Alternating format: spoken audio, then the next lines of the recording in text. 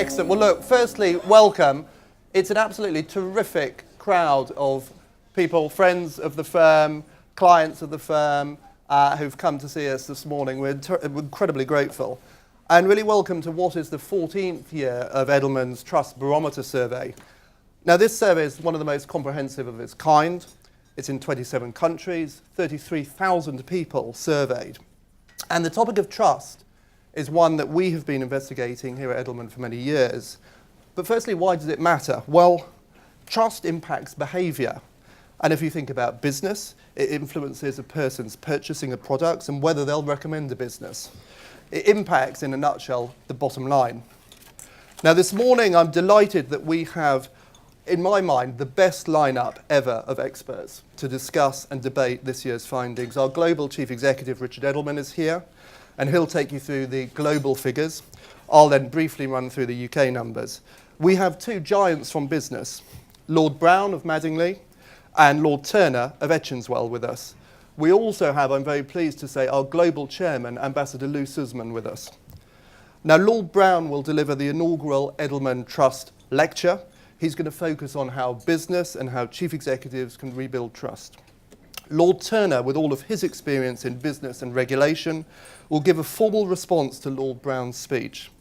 Then there's going to be an opportunity for a wider discussion with Richard, John, and Adair taking your questions. Can I also say, if you want to tweet, and I encourage you to, should the feeling come over you over the course of the next hour or so, the Twitter handle is #EdelTrust. It's up behind you on the set, and you'll also see your tweets appear on the screen as we go. And just a piece of housekeeping, we have a 9:45 hard stop today, so quite a lot to get through. So with that, can I ask Richard to just give us a sense of what are this year's headline findings? Richard. Thank you, Ed, and thanks to my two panelists. Let me give you, in 7 minutes, American style, the highlights of the Trust Barometer. First of all, understand that we survey both opinion elites as well as mass population. We've done this for 14 years. The key findings in prior years, number one, the rise of NGOs, the fifth estate in global governance, and then the second big finding in the middle of last decade was the rise of a person like yourself, trust in peers as opposed to trust in classic authority figures. The rise of business and then the fall of business in 2008 into the arms of government, which then carried the day for about 2 or 3 years, and then the decline of government 2012, 2013. So the big story this year is actually the need for business to set the context for change. That change cannot be led by government. I will give you support for that thesis, but the essence of the argument is that government is unwilling or unable at the moment to ascend the bully pulpit, to come on to the soapbox, because it's of impasse or inability or other, and that if business wants to innovate, then business is going to have to set the context and do something that it's not accustomed to, which is to step forward and lead with the public, not just with the Capitol Hill or Brussels or the Parliament. Step out of its comfort zone, and that CEOs need actually to become chief engagement officers and not just play the inside game, but play the outside game. That's the essential thesis of this year's Trust Barometer. Let me get into the detail. So, first of all, we do this in 27 nations. There are vast differences in the data by region, by country, but I'm going to give you the general view. Let's go by sector. NGOs. NGOs continue to be the most trusted institution in global governance, 20 out of 27 markets, the number one, actually at a new high, 60% or more in the bulk of the countries, 84% in China, trust NGOs more than government, more than business. That's remarkable from 30% 6 years ago. NGOs have one potential issue out there, which is the question of whether what they're spending on Millennium Villages and whatnot is actually efficacious, is actually working. It's the canary in the coal mine for NGOs. Second, media. Media was having a nice rise over the last 3 years, had a setback this year. Two issues for media. One, accuracy. When the Boston Marathon bombing happens and CNN reports falsely that, in fact, we have the perpetrators, that hurts the credibility of media. Further, phone hacking doesn't help either. That's a local comment, in case you hadn't noticed. The other thing for media this year, for the first time, search is the first place people go, it's the second place people go, and it's the third place people go. They don't go to brand, they go to search. So, in fact, those of you in the communications business better be conscious of who's getting the highest search rank among your media options. It may not be the classic mainstream. It arguably could be Business Insider or others who are aimed at search optimization. Okay, third, business. I'm going to go into much more detail on business now. There are 4 aspects of business trust that we look at, but let me give you an overall picture. Trust in business has recovered steadily since 2008-2009. This year, hit a wall, went sideways for the first time. So, in the West in particular, what we got to was the point of, okay, we've forgiven you, but we're not giving you more. Now, there are massive differences in levels of business trust. In other words, in the developing markets, particularly in Asia Pacific, trust in business is enormous. It is seen as the game changer. Trust in business in Western Europe is okay, but not great, sort of 40 to 50%. The US, it's 58%. As Ed will tell you, in the UK, it's mid-50s. So we've come to a plateau. Let's go to the components of business trust. The first thing is, what industry are you in? So if you're in tech, put on that Superman cape, you are a rock star. In fact, in China, 93% of people trust you because you're in tech. It's a universal good. It's 75% trusted in all markets or more. 1 or 2 canaries in the coal mine. Sweden and France, we saw the first decline in trust in tech. Privacy issues is our hypothesis. That, again, is something to watch for. The second question for you is, where's your national headquarters? If you are German, Swiss, Swedish, or Canadian, again, you have that suit of armor, you're in good shape. People love you because you're seen as pro-employee, pro-green, sort of good for the world. If you're Chinese, Russian, Mexican, or Brazilian, you have a trust anchor around your ankle that is huge. Example, Chinese company coming to the UK, 25% of people trust you. That's pretty bad. And 25% of people will allow you even to buy shares in a UK company. Terrible reputation for Chinese, Russian, Indian. Big issue. The third question is, what is your ownership structure? Fairly predictable in most cases. This is a little salute to our little own company, which is private companies, family companies are highly trusted, 85%, compared to public companies in the West, about 55 or 60%. So it's good to be a family company. But one other very important point. Public companies actually get high marks for being entrepreneurial and innovative. We were surprised by the numbers. Quite equivalent, actually, to private companies. That's a good sign for business. That's a real recognition. The fourth thing that matters is leadership. So, how trusted are your leaders? One of the sadnesses for business is that trust in leaders is actually diminishing trust in business. If you look at trust in business, it's substantially higher than trust in leaders. We asked a tough question. How much do you trust a CEO or a government official to tell you the truth in a complex or difficult situation? Answer, 20% for a CEO, 13% for a government leader. Sad. However, CEO trust has recovered from its nadir in 2008-2009, from the low 20s to about 40-45%, but in some markets it's still absolutely miserable. It's really terrible, particularly in France, Holland, etc. So, going forward, we find the gap between government trust and business trust to be the largest ever. What's happened to government trust this year is a continued slide. In fact, in a couple of markets, the US and France in particular, it's a rout. 16% drop in France, 17% drop in the United States. The trust gap between business and government in the US is now 21%, the biggest that we've ever seen. The trust gap in the UK is 16%, again, very large. So, I've been watching some television before Davos just to get a sense of what executives are going to be doing when they get there. And so they perceive this gap, they perceive government weakness now. And they're all saying on TV, it's the perfect time to deregulate. Let business do what business does. Business is really able to do it. And that would be the biggest mistake you can imagine. Why? Our data shows conclusively that by a 4-to-1 margin, people want more regulation of financial services, more regulation of food and beverage, more regulation of energy, and more regulation of business by 4-to-1.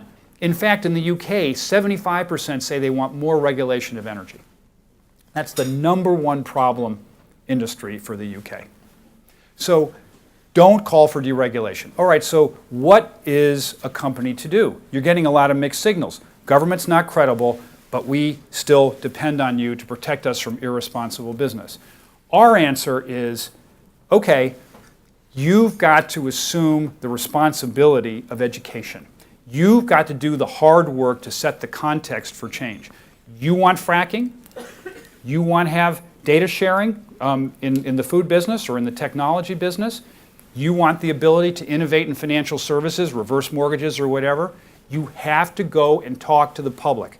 You have to do 3 big steps. First is participate. You've got to go out and listen. You've got to do, in a sense, a listening tour as if you're a politician. Only then can you go to step 2, which is advocate. Go make your speeches, go make your positions known, partner with NGOs, be willing to actually not just do it yourself. Don't hide behind a trade association because they're not credible. And then the third is evaluate. Be prepared to do metrics and be public about how you've performed and change policy if need be. That's the 3 steps. And for us, the idea of the chief engagement officer, a CEO should delegate parts of his or her job to others because he or she needs to go and do this himself or herself. And people say, well, how is that possible? You know, CEOs are hugely busy. They have to travel the world. They're way too occupied. Or if a CEO sticks his or her head up, he or she is going to get it blown off. You know, look at Jamie Dimon. Well, my view on Jamie, who's a great guy, is he was in the most fraught industry. He happened also to be, you know, quite like this. I didn't say the word. He dared him. And I think there's a way to do it, which is to be open and to be listening and to be trying to be a catalyst for change. And so, you know, I look at Paul Pullman, I look at Jeff Immelt, I look at Howard Schultz. You know, I think there are several examples of CEOs who've made this work.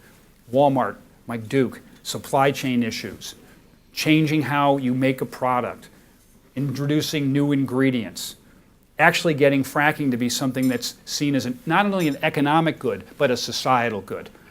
All of these are the next challenge for business. So, in conclusion, the Trust Barometer shows a massive decline of trust in government, an opportunity for business, but do not think of it as the license to deregulate.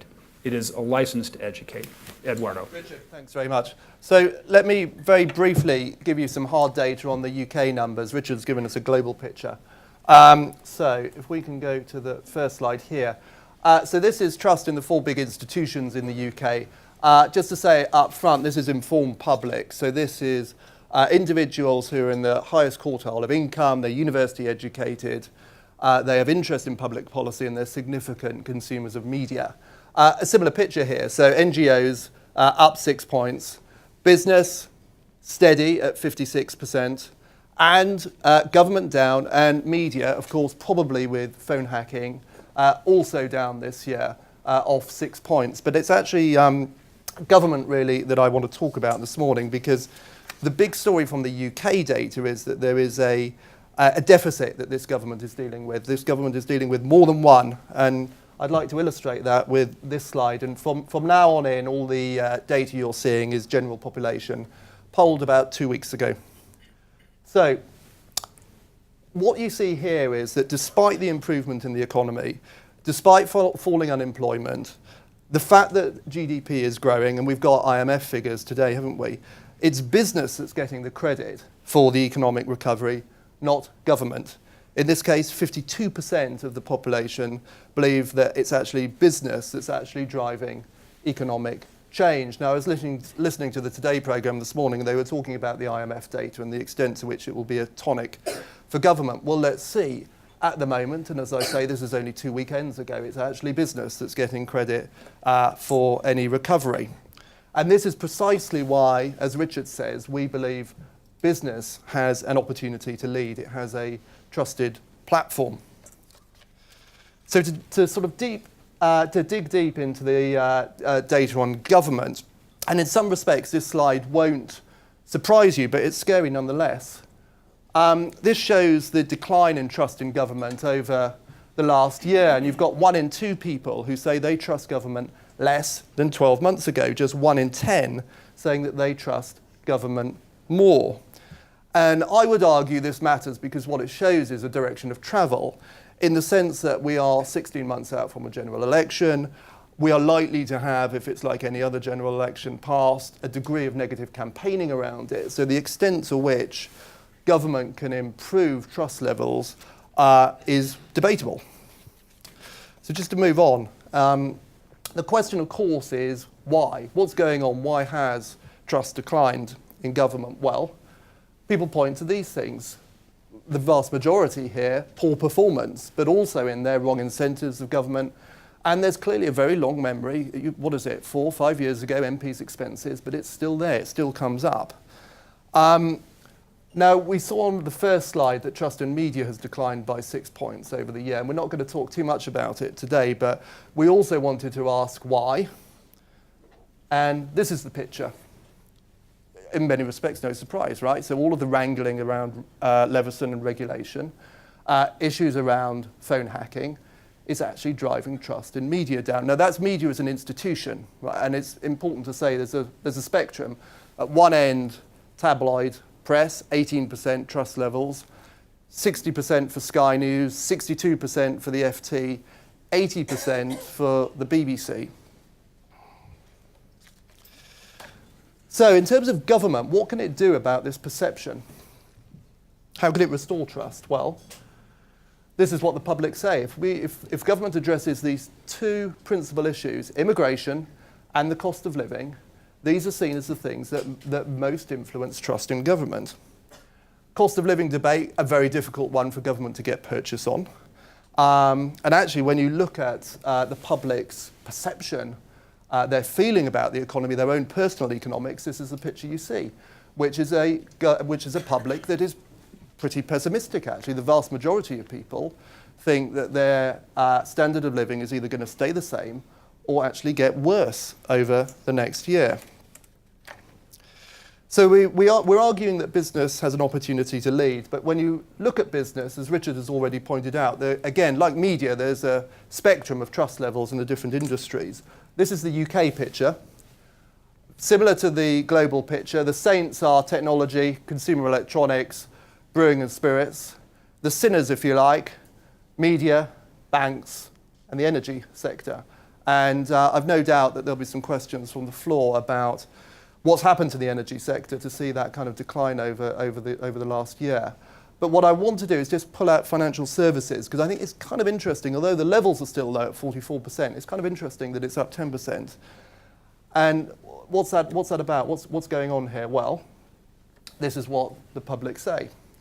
Better government regulation, the enforcement of regulation, and isn't this interesting? Industry taking on a new role, an improved ethic in the industry. And in my mind, actually, all of the kind of soul-searching that's gone on over the last year, Anthony Salt's review for Barclays, the extent to which Anthony Jenkins at Barclays has actually made tremendous effort in going out and engaging and talking with people, has actually started, it would seem, to make a difference. Now, this is financial services as an industry, so of course it's asset management, it's insurance, it's hedge funds, it's pensions, and it's banks. But what this shows is that you can actually positively shift trust levels if you take action. So my final points, and I just want to build on what Richard was saying about leadership. We do, in the UK, also have a leadership crisis with chief executives. Trust in chief executives remains stubbornly low at 39%. It's precisely the same level as last year. The gap between trust in business and trust in CEOs is 17%. But it's not just business. If you ask the question about trust in political parties and trust in leaders, there's also a gap. 4 points for the Tories, 4 points for Lib Dem, and 8 points for Labour. A gap between trust in the political parties and the leaders that lead those parties. Now, there is one outlier, and he is a man who said he was more likely to be reincarnated as an olive than become Prime Minister. Adair has already guessed his name. Boris Johnson. Now, he is an outlier. He scores higher than any political party and any leader. Now, Matthew Taylor last night told me, well, mayors of London always score more highly. But I would argue, actually, there's something about his leadership style that has resonance with the public. Whether he's anti-political, who knows? Whether it's about speaking his mind and getting into hot water, I really don't know. But kind of interesting nonetheless. So to conclude, there's an opportunity for business to lead. The public associate any economic upturn with business, and they trust government less and less. Leaders, whether they're CEOs or political leaders, continue to experience a trust deficit. And we've seen with the financial services sector that engagement and positive action can shift trust levels dramatically. And couple that with some leadership skills or leadership lessons from Boris Johnson, who knows? You may well see a trust bounce, if you like. So engagement, authenticity, action, those are 3 key insights from this year's trust data for the UK. So to move on, it's a great moment to introduce our next speaker, Lord Brown. He is one of Britain's most celebrated and respected business leaders. He's here to deliver the inaugural Edelman Trust Lecture. He joined BP as a graduate in 1966. He was at the helm of BP as CEO during a period of massive expansion. While at BP, he argued against the assessment of companies based on quarterly results and talked with conviction about the purpose of BP. He now holds a variety of positions, including founding partner of Riverstone Holding. He's chairman of Quadrilla, which is one of Riverstone's investments. And he is the non-executive director in government, or senior non-executive director in government. He works tirelessly to promote the arts and engineering through his association with the Tate and through the Queen Elizabeth Prize for Engineering. Now, Lord Turner is going to give the formal response to Lord Brown's speech. Like Lord Brown, he comes with a formidable reputation. He's combined careers in business, public policy, and academia. And this is a brave man. He became chairman of the FSA in September 2008, precisely the moment the financial crisis broke. His knowledge of banking, though, as chairman of Merrill Lynch Europe and non-executive of Standard Chartered Bank, meant he was perfectly placed to play a leading role in the redesign of the global banking regulation as chairman of the International Financial Stability Board's Major Policy Committee. He's now visiting professor at a number of the world's leading business schools and a senior fellow of the Institute for New Economic Thinking in Frankfurt. 2 amazing leaders. I'm delighted to have them with us this morning, and I'd now like to ask Lord Brown to come and address us. Thank you.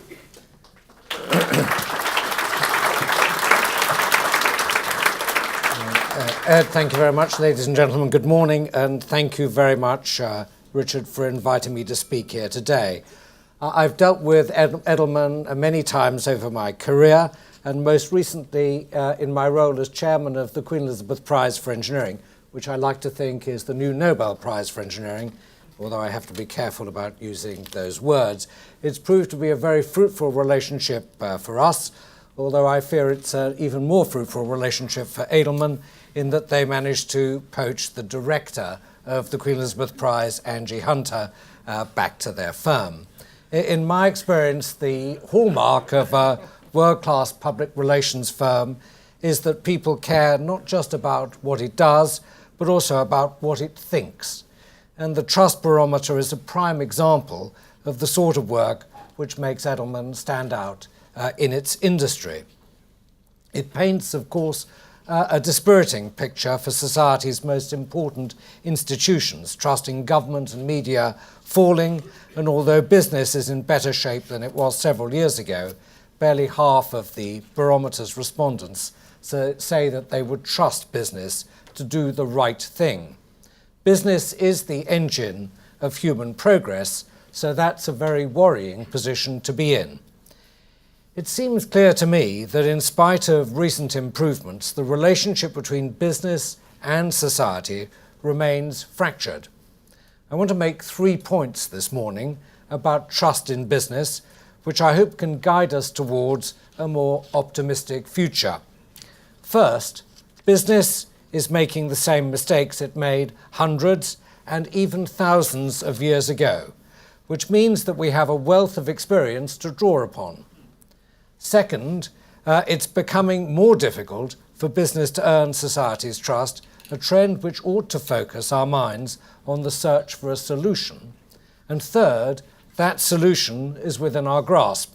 I believe that leaders already have the tools at their disposal to alter permanently the standing of business in society.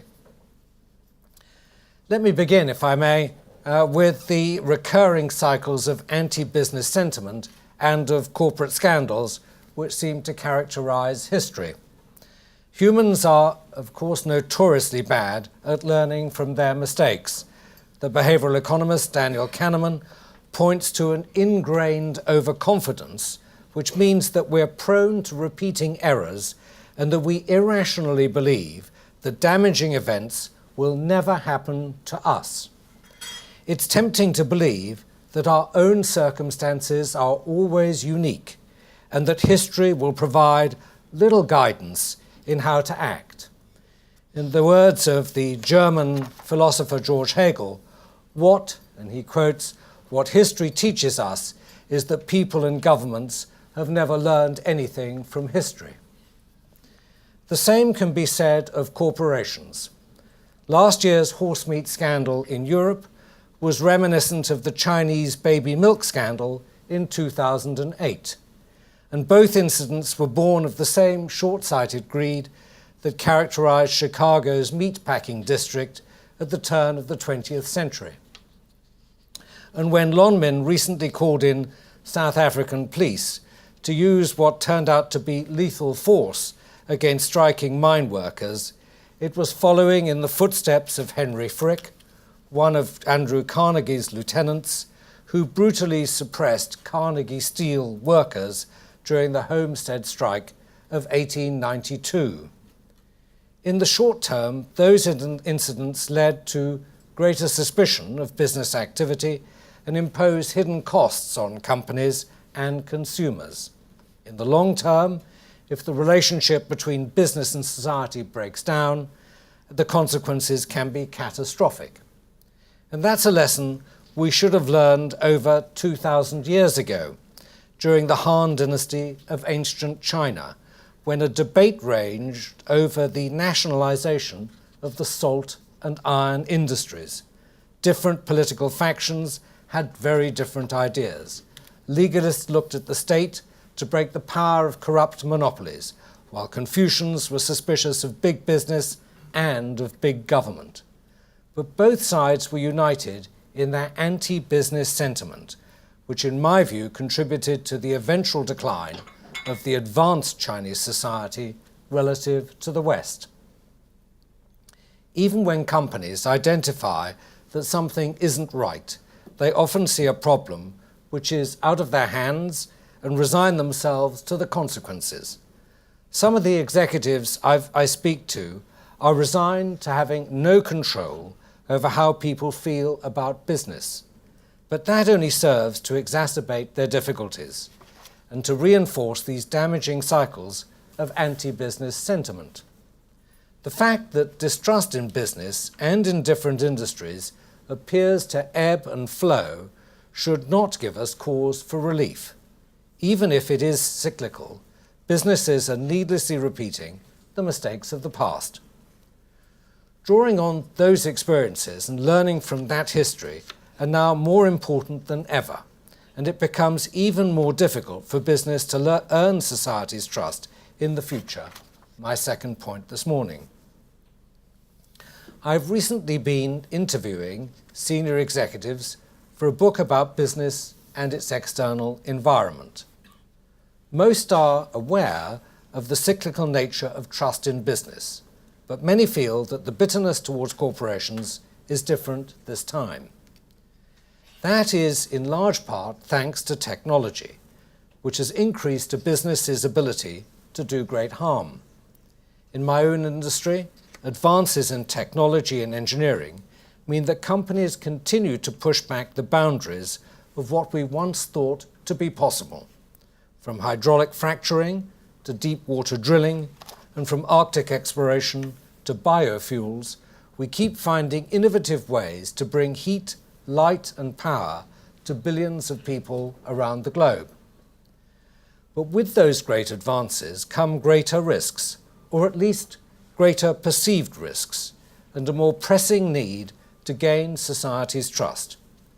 The energy industry in particular must take extraordinary steps to mitigate and to manage those risks and to demonstrate to society that it deserves its license to operate.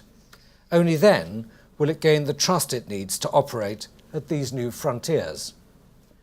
The same is true in another rather unpopular industry, financial services. A senior executive of the Bank of England recently told me of his belief that high-frequency trading technology is simply too complicated for us to understand, and that the causes of so-called flash crashes might also be actually unknowable. With that in mind, it's hardly surprising that trust in banks and financial services broke down, and as JP Morgan found out on Twitter late last year, the recent recovery in trust ought not to be taken for granted. In almost every aspect of our lives, we rely on technology more than ever, which makes us increasingly vulnerable to its failures. That same technology has given us social media, a powerful tool for consumers and NGOs to put business activity under greater scrutiny than ever before. If businesses continue to repeat the mistakes of the past, they will be doing so with graver consequences, both to society and to their own longevity. The positive news is that a solution, I believe, is within our grasp, and that's my final point this morning. For business leaders preoccupied with quarterly results, it's tempting simply to let things take their course. As this year's barometer shows, trust in business will eventually recover, and broadly speaking, that rising tide will lift all corporate ships.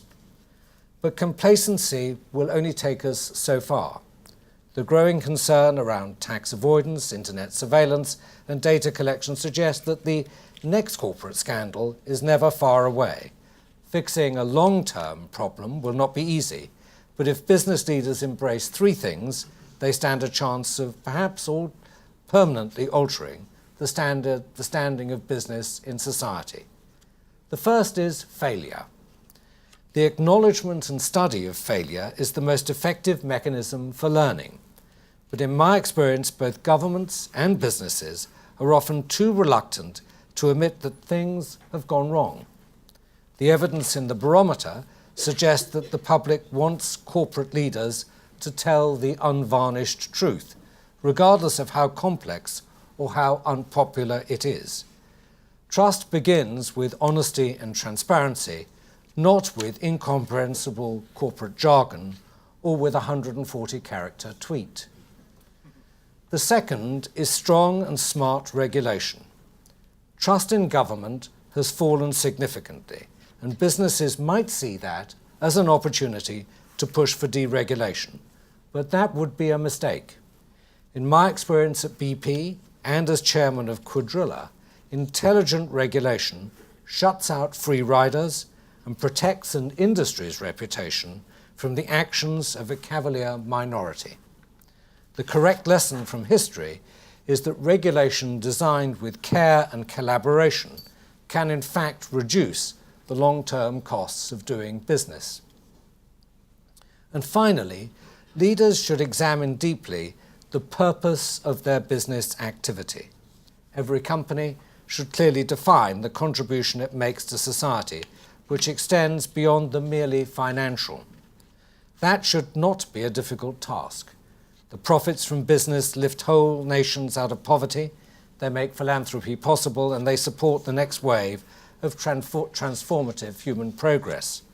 But that's poorly understood, both by business leaders and the rest of society. In my view, the next generation of CEOs will have to spend much more time than ever on issues that define and enact their company's core purpose. If business leaders are bold enough to take those steps, then they might just be able to mend the relationship between business and society. The prize for both parties is enormous. Business is like Janus, the two-faced god. It has enormous power for good and for harm.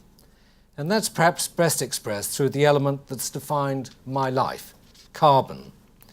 During the Industrial Revolution, businesses which used carbon in the form of hydrocarbons lifted the Western world out of poverty.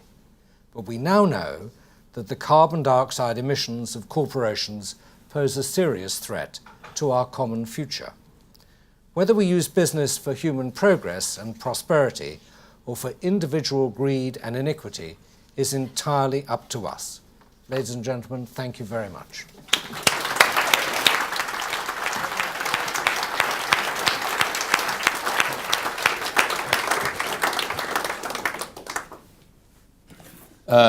Well, thank you, John, and good morning, everybody. Richard, thank you very much for inviting me to this fascinating discussion. As I was looking at the various results from this barometer, it struck me that it is both fascinating and, to a degree, concerning for the sort of people who sit on platforms like this. Because there's an issue for all you in this room and everybody outside of, can you trust us? I was quite struck by the fact that, I think, Richard, you said, or maybe it was Ed, that there was low trust in CEOs. And then I was very worried that there's one chart in the middle of the pack that shows that below CEOs, there's only one group which is less trusted, which is government official or regulator. And until March the 31st last year, I was a regulator. However, as Richard said, I have had quite a diverse career, so I'm able to pick where I sit on this Trust Barometer. And since April the 1st last year, I've actually fundamentally been an academic and an expert. I am a senior fellow of the Institute for New Economic Thinking. And if you see on the credibility of spokespeople who are most trusted, it's academics or experts. So whatever I can say about John and Richard, you can trust me. Now,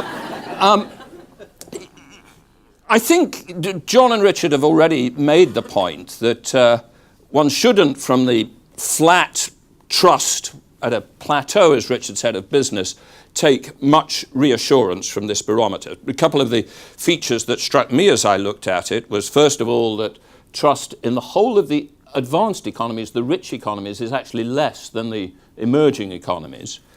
It's lower among the general public than the elites, and let's always remember that, and the divergence there is quite startling.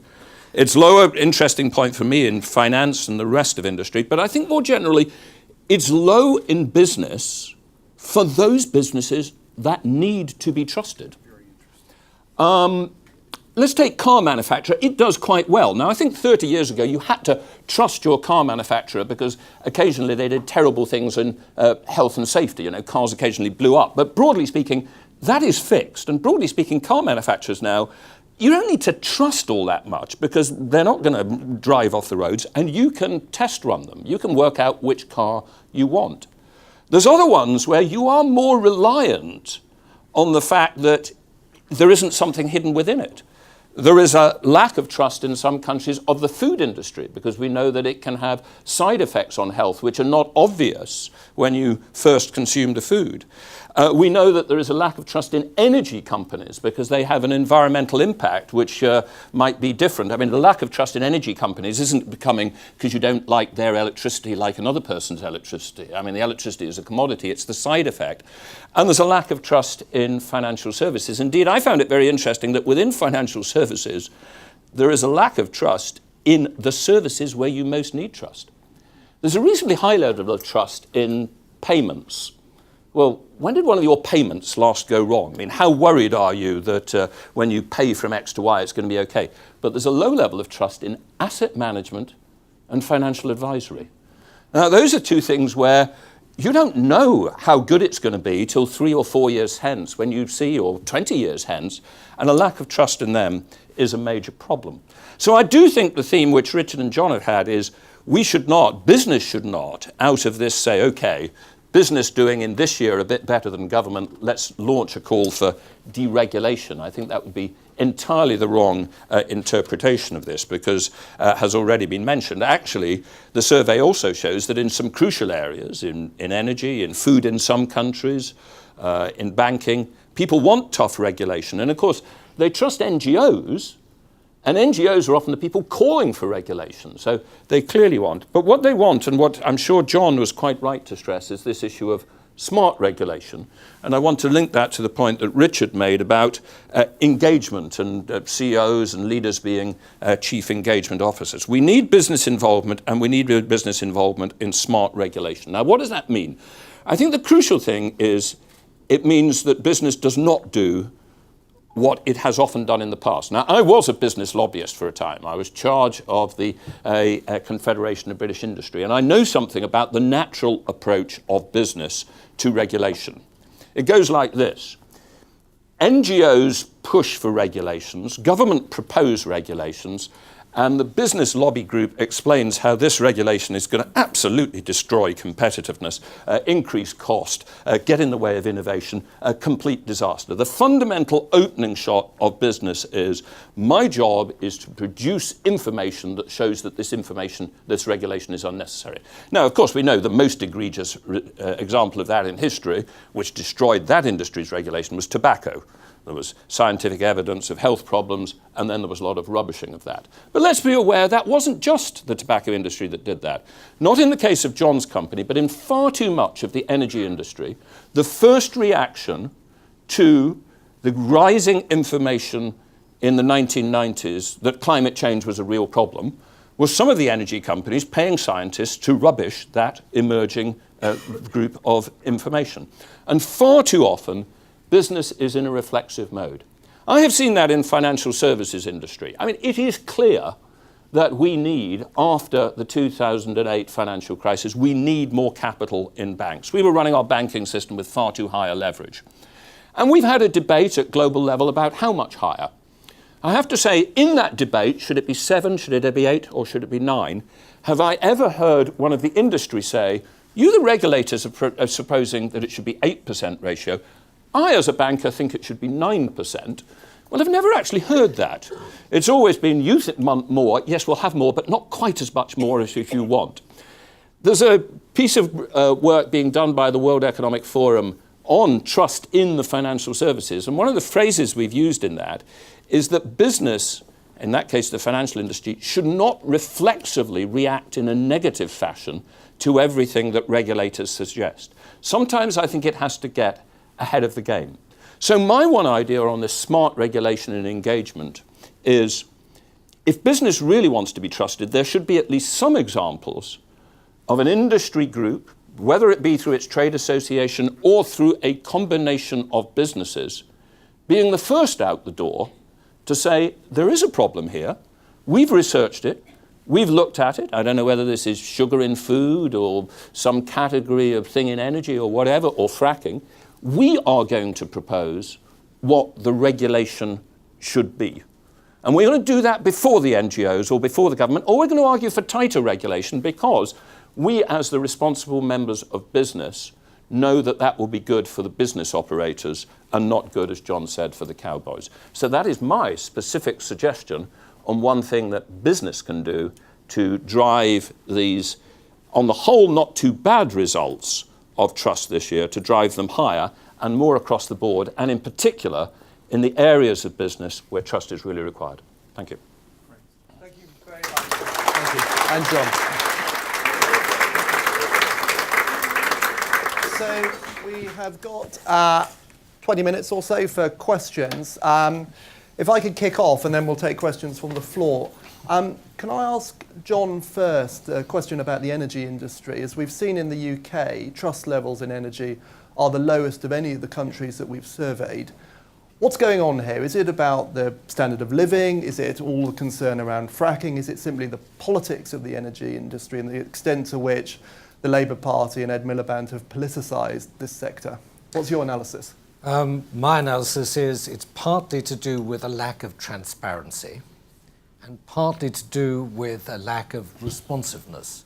So I think the problem, I faced this, let me say, when I used to run BP, which was people would say, how dare you put the price of gasoline up? And I remember being put in a corner by the then Chancellor of the Exchequer. I was actually in Australia, and he wanted to pin the problem onto the oil industry by being very clear about who got what. Remember, at that stage, 82% of what you paid for a gallon of petrol went to the government, and that was indexed upwards. It was very clear what was going on, and actually our margin was squeezed the whole time. But by running a campaign which people hated, they said, you can't do that, you're going to be punished, people are going to come back. Actually, they didn't. It helped clear up the problem, because people don't like buying the same thing with no value added at a higher price every year. I mean, if it were bread, you wouldn't do that. But if it's energy, somehow you do. So I think transparency is one thing, and therefore the transparency of the margin, what you're actually earning here, I think takes you quite a long way. The second, I think, is to do that before it's dragged out of you. Because the moment it's dragged out of you, it has almost no quality left. And I think the problem has been the slowness of the response. Thank you. Question here in the front. My name's Anthony Hobley. I'm in an interesting position because I'm leaving the commercial world as a commercial lawyer and a partner to go to an NGO. And with a bunch of other financial experts, we're all leaving in major investment banks, major financial institutions, major global law firms to set up an NGO called the Carbon Tracker. Well, it's been around for a number of years. And these are the people who've been taking this whole issue of climate change, the carbon bubble, and translating it into a form that the financial markets can understand, so bringing transparency. Because I guess we're frustrated by this sort of short-term thinking, and it's leading us into an issue. Perhaps you could, both of you, Lord Brown, Lord Turner, talk about this. So, Lord Brown, at BP, you were incredibly proactive. You took BP out ahead of the peers, but the perception, rightly or wrongly, is that BP was punished by its shareholders for doing that and has sort of been pulled back. So that's one of the things we want to address by sort of tackling the pension funds, the people who actually own the corporates. And Lord Adair Turner, in Davos, there's going to be a lot of talk about short-term versus long-term. There's a big HBR article on this, and you're chairing a session on Friday on this very issue of stranded assets. Could you talk a little bit about that session and why that's so critical, bringing that transparency into the financial markets and making climate a risk now that investors understand is critical to the decisions we need to make? So I don't think BP was actually punished by its shareholders. It sort of the shareholders had a completely neutral view to what was going on. They neither supported nor criticised it, which is not a good position to be in, because you do need support. And I think the problem with carbon and climate change has been this problem of it's not one operator, one person cannot move themselves. There can certainly be leadership acts, but actually you've got to have an integrated, systematic approach to solving a problem called reduced carbon intensity of the energy in the world. And that has not been something that people have taken up, certainly at a time when unemployment's going up and household incomes are going down. So it's been very unpopular activity. So it's been damaged, or at least put into the freezer for the time being. I very much hope it will come back. But in my mind, we must simplify what we do here. There are just two things to focus on. Number one is huge investments in technology, because I believe that the potential for reducing the cost of low carbon sources is enormous, but it requires a real push. So that's point one. It's not going to happen automatically. And number two, whenever you cut through all these debates about how to get people to reduce carbon, in the end, unless we put a price on carbon that makes sense, most of it is all too complicated and will create tons of game playing and not too much result. Well, I have a very similar, I'd written down carbon pricing before John said it, and I'm going to end up at the same point. I think the crucial thing about this debate on how we get on action on climate change is that there has to be an integrated set of actions across many different domains. And greater information and flows of information is one of those, but it is not going to be sufficient. So if you take this specific issue of stranded assets, for those of you who are not familiar with this term, people have noticed the interesting fact that there is a general agreement across the world that if we are to prevent harmful climate change, there is just a limit to the amount of the fossil fuels that we must burn, right? So we can express that in terms of total carbon, not in a flow sense, but in a total stock sense that we can afford to put up into the atmosphere.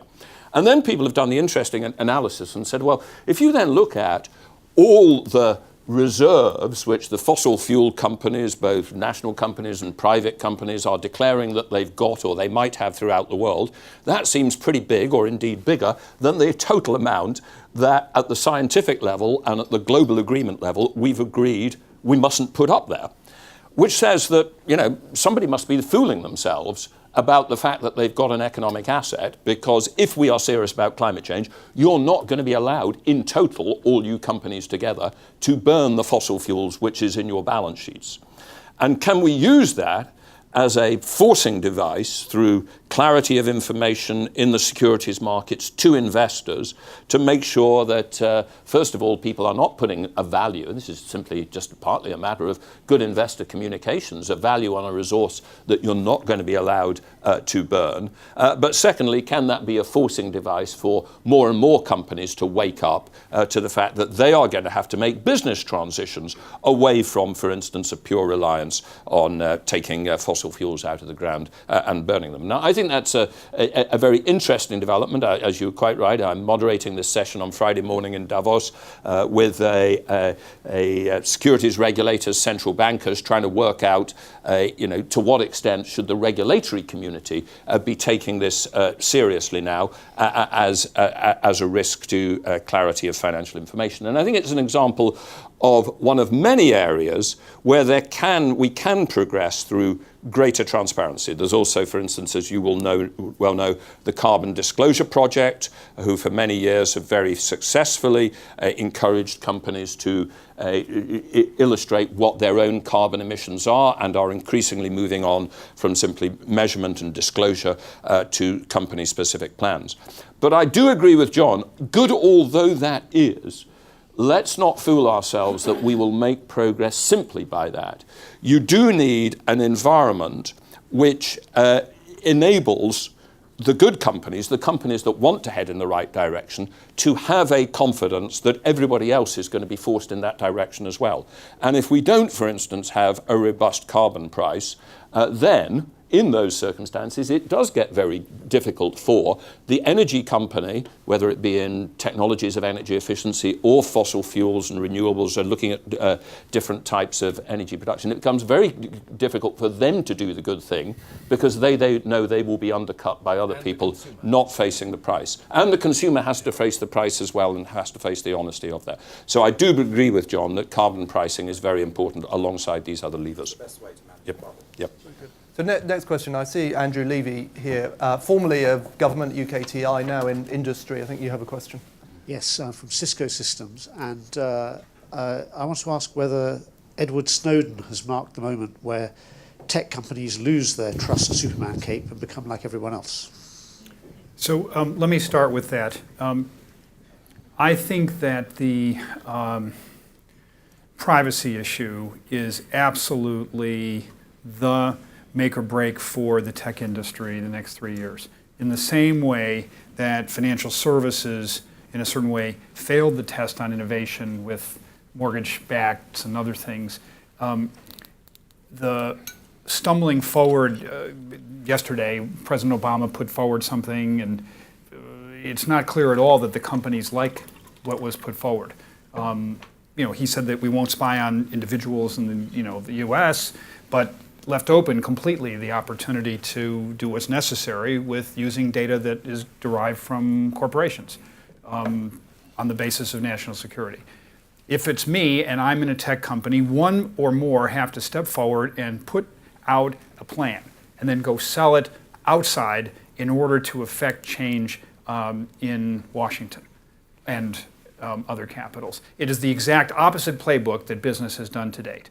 Business always relies on the inside game and going to lobby and using relationships on Capitol Hill and elsewhere. And this issue must be kind of cultivated with the Vox Populi, because the simple trade-off that the president put forward is, do you want to be safe? Well, there is a trade-off here with, do you want to have privacy? And that has to be established. And so I'm very interested in your view from Cisco, because clearly you're one of those desperately interested in this, because you're losing sales to European and Asian suppliers right now outside the US, for sure, because they're using it against you. Even Huawei is able to use it against you. That's a bad joke. That was a really bad joke. I'm entitled to a really bad joke. It's early. I have a little history here. I used to be, up until the middle of 2005, I was the director for 10 years of Intel. So I saw it move into the very big time. This was a company which was driven by, managed by, and exclusively for engineers. And I'm an engineer, I can say that. So whatever could be invented was made possible, regardless. And I think there came a point in Intel where they realized actually there were limits to what they should do as opposed to what they could do. And I think it was an amazing change in the way in which Intel thought about itself, about its market, about the way it thought about products and everything. But it was very much a graduation, if you will, because they saw the consequences, the bad consequences as well as the good consequences of this technology that they could invent, they could continue to invent forever. And I think the same is going to happen here. But I think it requires radical engagement. I think Richard's point is radical engagement with society. I think there's a question at the back we're going to take first. Hello, my name is Brian Taylor from Pixelpin. Building on that question, I actually think Mr. Snowden's done us all a great favour in actual fact, and certainly from my own business, the NSA and GCHQ have done us a great service in PR, because it's raised the bar of privacy for individuals and the populace. My question is, I was listening to a professor from MIT at the end of last year who said that people who take privacy seriously are going to be the leaders in industry. My question is to do with what we've just spoken about, but how do you see companies, high street names even, Tesco's, Waitrose, whatever you want to call it, how do you see their perception of trust in an internet age, taking into account privacy? And we believe in not data harvesting. A lot of people actually do data harvest to gain financial gain. Do you see a swing in that, please? Well, when we look at the factors that promote trust, there's been a huge change since 2008. It used to be that great products and services and excellent operations were the two drivers of trust. It's still great products and services, but operations has moved to something that business does really well, but it's just table stakes. Just running a good business is fine. What matters is engagement and integrity. And engagement and integrity are things that are high importance, but business doesn't perform so well on them. Partly because business doesn't measure its employees on those things, doesn't bonus people on those things. So what does that mean exactly? Treating employees well, putting your customers ahead of profits, paying appropriate tax, keeping customer data private. Those are the things that actually people say specifically are in the 80+%, they matter. And what is business delivering? In the 40s. So the biggest gaps are in engagement and integrity. So you want a game plan? Focus on those. I think we've got a question at the front here. Sorry. Adam Poole, Bureau Happold, it's an engineering firm. The health industry it seems to be in crisis. We're kicking the can down the road. Is it a opportunity? Is it a win the battle, win the war opportunity for business, or is it win the battle, lose the war?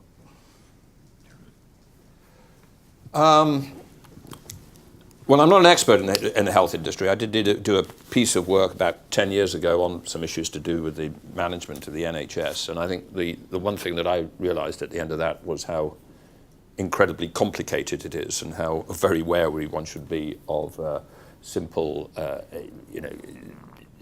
ideas here. There clearly, industry has lots of involvement in the health industry. It has it through pharmaceuticals as a supplier of technology. I think we need a completely open mind as to the balance between market-based solutions and non-market-based solutions in health. And one of the things that the health industry should not do is suggest that in the market in health, it has a set of magic answers. I mean, the fact is that the most marketized health industry in the rich developed world is America, and it's probably got about the worst output-input ratio of any health service in the rich developed world. I mean, it's absolutely excellent at the top, but my God, it ought to be excellent when you're spending 17% of GDP on health versus European averages of 9 or 10%. I mean, that's a hell of a lot of resources being put in. So there are no magic answers in terms of market incentives, structures. I think there is simply a very slow grind of analysing what works and then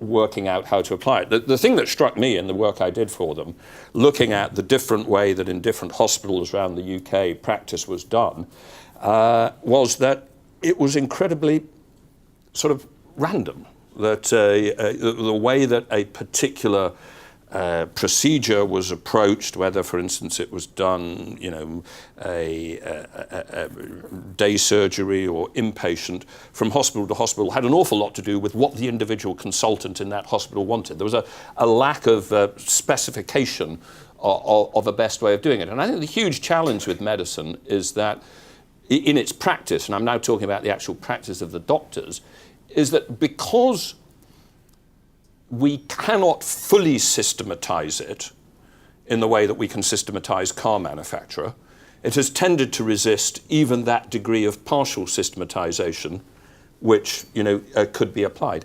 And I think that's immensely difficult. I mean, I don't think there are any easy answers in this area of health, but the open point is probably to experiment, to observe, and then to roll out what works, rather than to start with an answer that business has all the answers or the state has all the answers.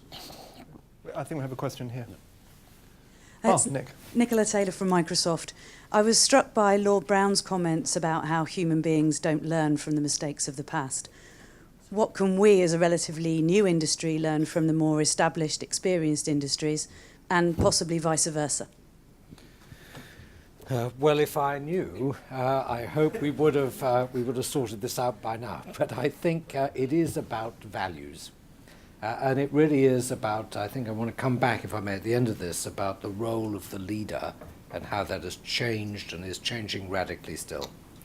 But I think it's part of the ethic and the values of the company that to learn from failure is a very good thing, and it doesn't require, therefore, a witch hunt to find out who the suspects have been and punish them.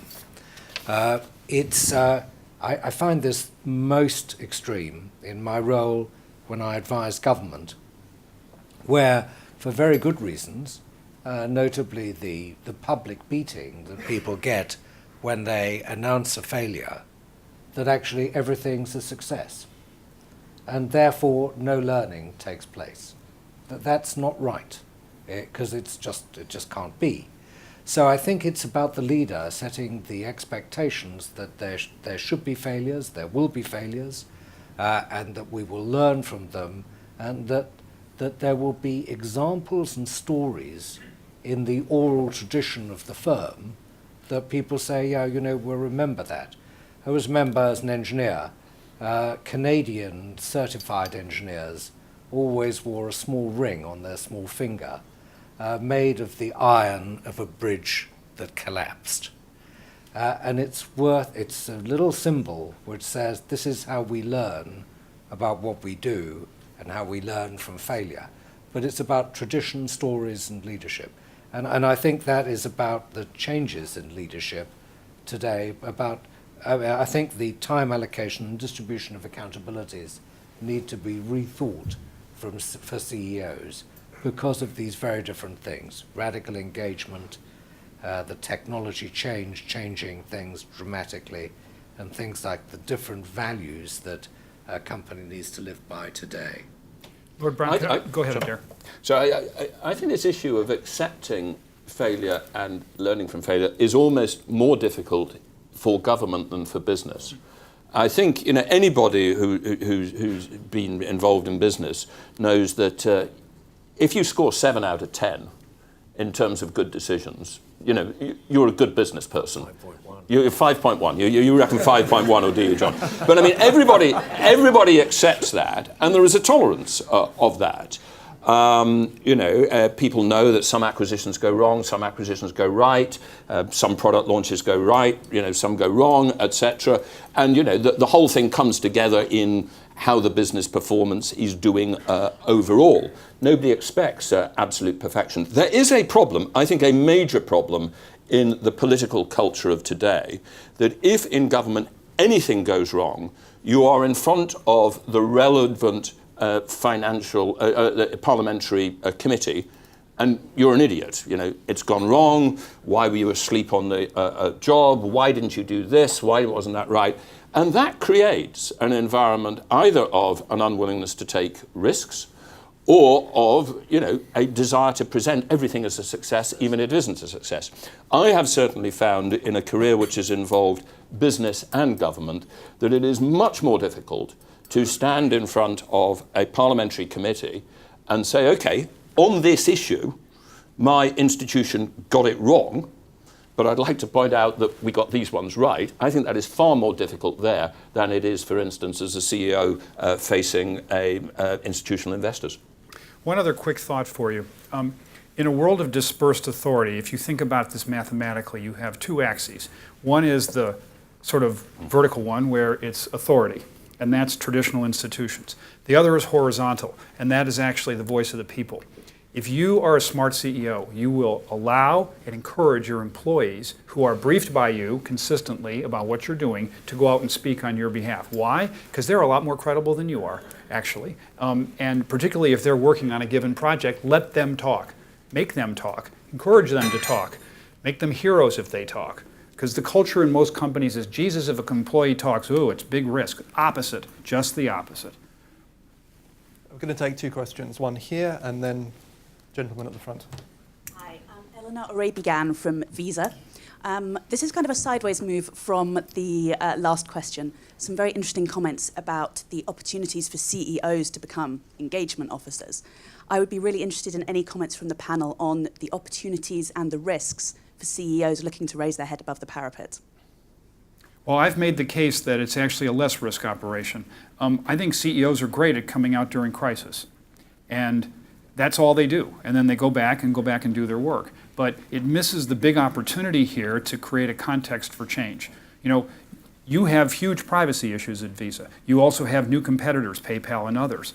You've got to set a context in which innovation, Visa on your cell phone or whatever else, is seen as, oh, this is good and smart and actually safe.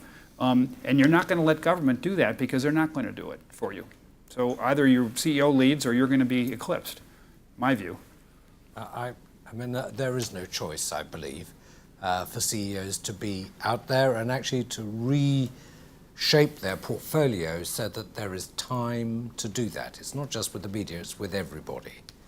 But equally, I think it's important that people recognize that perfection is not the standard to which you can go in this area.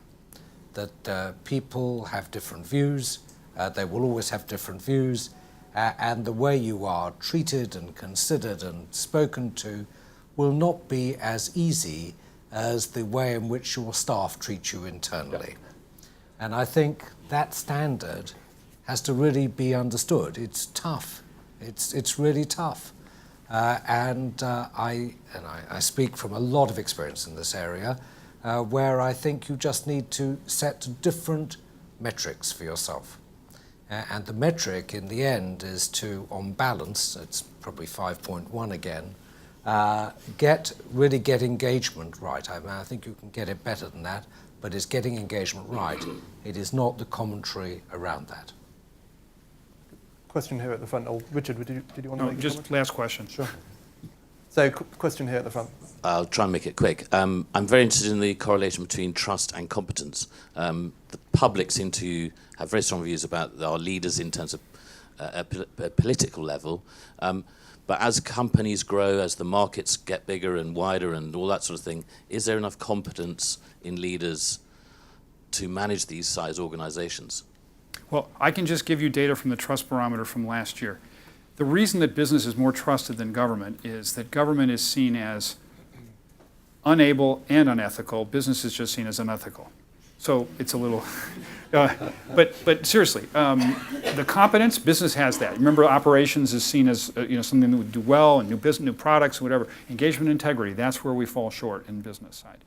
Government has two anchors. We have one in business. I think one of the key problems with the financial services industry was that 2008 raised questions not only about the trust, Yes. things like LIBOR, but about the competence. Correct. I mean, this industry had told us all sorts of stories about how CDOs and CDS and structured credit had made the world a safer place because it had distributed risk into the hands of those best placed to, et cetera, et cetera, et cetera. So, by the way, had academia, in this case it got it wrong, economics academia, and it all turned out to be rubbish. I mean, we had built an unbelievably unsafe system, and I think that one of the most important things that has happened to trust in financial services is not simply the LIBOR cases. Those are the things that capture people's imagination. It's more, you told us your big industry was making the world a safer, more efficient space, and it gave us a whacking great recession. And that, that's a pretty big tick again, a cross against your competence. Yep. Same as. I do believe that there is competence there. It'll respond to mistakes, but I think it changes the role of people in corporate life enormously. And I think the redistribution of who does what is probably needed. Thank you. Well, can I just try and round this up? I mean, firstly, I want to thank the panelists, the speakers for this morning. I think it's been an incredibly interesting and insightful discussion about how, particularly in the last session, about how business can rebuild trust. Richard says that there's an opportunity for business to lead, that chief executives should be the chief engagement officers of their companies. John argues that business needs to embrace failure, that it needs to implement smart regulation, that business needs to examine and communicate its core purpose.